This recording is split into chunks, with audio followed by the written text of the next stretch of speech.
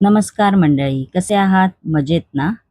आज आपण शेंगदाण्याची बर्फी ही घरच्या घरी कशी बनवायची ते पाहणार आहोत. चला तर रेसिपीला सुरुवात करूया. इकडे मी फ्राय पॅन घेतलेला आहे, त्याच्यामध्ये शेंगदाणे घालून घ्यायचे आहेत. मी इकडे पाव किलो शेंगदाणे वापरलेले आहेत.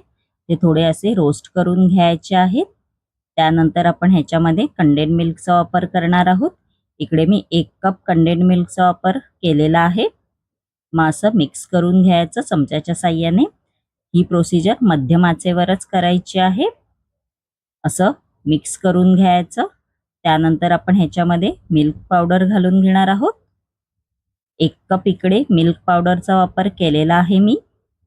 असं मिक्स करून घ्यायचं आहे चांगलं. त्यानंतर बटर घालून घ्यायचं आहे ह्याच्यामध्ये. परत असं मिक्स करून घ्यायचं मध्यम आचेवरच. असं सेट झालं पाहिजे चांगलं. मिश्रण जाडसर झालं पाहिजे, बघू शकता. त्यानंतर मी इकडे जर्मनचं भांडं घेतलेलं आहे, त्याच्यामध्ये बटर पेपर घालून घेतलेला आहे. म्हणजे आपण मिश्रण केलं होतं ते त्याच्यामध्ये घालून घ्यायचं आहे. असं स्पॅच्युलाच्या साहाय्याने असं सेट करून घ्यायचं आहे सगळ्या बाजूने बरोबर. आता आपण हे मिश्रण सेट होण्यासाठी 1-1.5 तास फ्रीजरमध्ये ठेवणार आहोत, म्हणजेच फ्रीजमध्ये ठेवणार आहोत. आपलं सेट झालेलं आहे शेंगदाण्याची बर्फी, बघू शकता तुम्ही. मी इकडे एकच तास फ्रीजमध्ये ठेवलं होतं. आपण आता ह्याचे स्क्वेअर पीसेस करणार आहोत.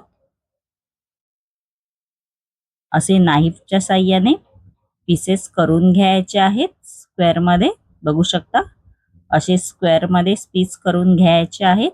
आपली शेंगदाणा बर्फी तयार झालेली आहे, बघू शकता तुम्ही. माझी ही शेंगदाणा बर्फीची रेसिपी जर तुम्हाला आवडली असेल आणि अशाच नवनवीन रेसिपी जर तुम्हाला माझ्या चॅनलवर पाहायच्या असतील आणि तुम्ही जर माझ्या चॅनलवर नवीन असाल तर नक्की माझ्या चॅनलला लाईक, शेअर आणि सबस्क्राईब करायला विसरू नका. धन्यवाद.